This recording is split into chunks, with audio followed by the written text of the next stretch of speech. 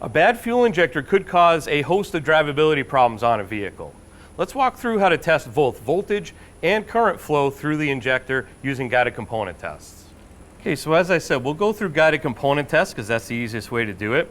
Vehicle's already ID'd in here, and then once you load into a vehicle, is going to give you all of the different systems that we have information on to test. In this case, we have 7 systems. Could be up to 12 systems. This information also goes back to 1981, so there's a lot of information in here. Let's go into engine though, because that's where the fuel injector is. Once we enter a system, it's going to give us a list of components on that system and also the subsystems that are available on this engine. And in this case, we'll go to fuel system, and then we'll look at the fuel injector. First thing's component information, so this will tell us about how it works. So it says these are normally closed solenoids responsible for delivering atomized fuel into the combustion chambers. When energized, the coil winding inside the fuel injector will create an electromagnetic field. This will pull the pintle off the seat and allow the injector to spray fuel. Injector on time is known as pulse width and is calculated by the ECM or PCM based on engine speed, load, and temperature. So this is good to know. This is a standard gasoline fuel injector on this, but there's multitude of different types of fuel injectors you could find out there, and they're all going to test differently and they're all going to look differently. So in this case, this is just a standard top feed gasoline fuel injector. So that's good to know that. Then if we go back, everything else on here is a test. So we could do a resistance test, current ramp test, which we'll look at in a second. But the first thing I want to go to is the signature test, because we can see a lot about that component by looking at the signature that it makes. So we'll go into signature test. Then it tells us where to connect the test leads. So of course this is on a tool with a scope. So we have our color-coded leads. We have our yellow lead goes to the injector control. I'm on cylinder 1, so that means I need to hook to the brown wire. Gives us the pinout and gives us the wire colors. And black to a known good ground. So I have it grounded on the battery here. It says should be used to check waveform signature integrity.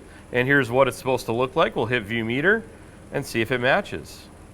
And it looks like it's pretty darn close. You can see the dip down, the dip up.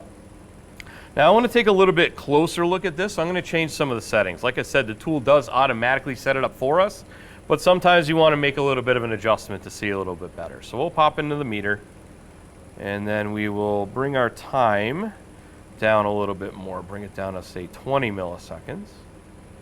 Move this over a little bit.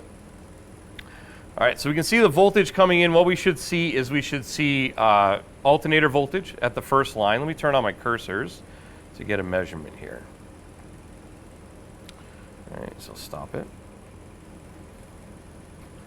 Okay, so you see I have a line that comes in, a line that comes down, and a line that goes up. So first line should be constant power from the ECM, or from the fuse actually.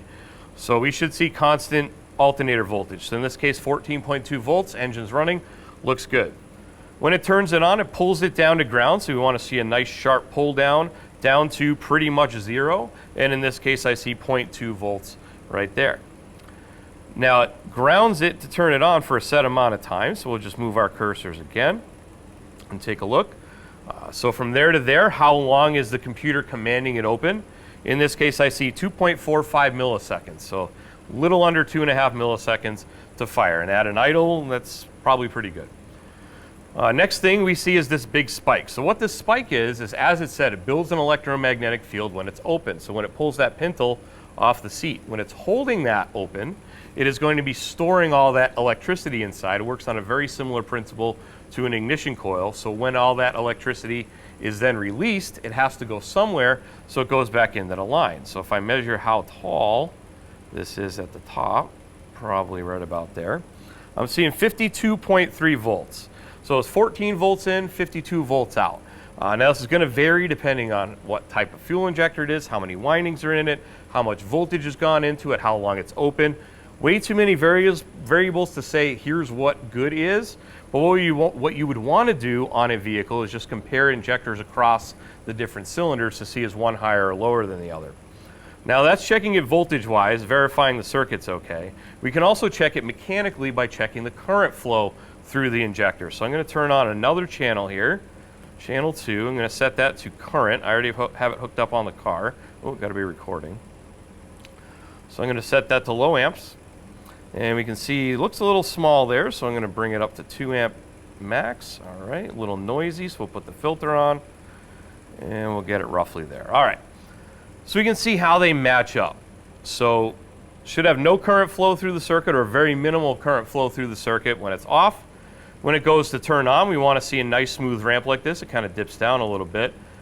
That dip right there in the middle, that dip is where the injector actually opens and starts spraying fuel. That little dip is going to be where the pintle pulls off the seat.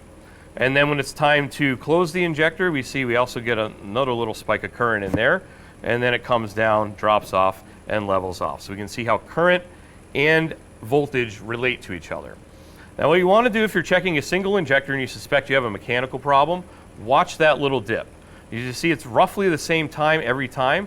If it was moving up and down, maybe over here, over there, and kind of moving erratically up that ramp, that indicates a mechanical problem like a bad spring inside. It's kind of rattling around in there. And you'll be able to see that by how the current flows through that. So a couple simple tests we can do with the guided component test to help us verify whether or not an injector is good.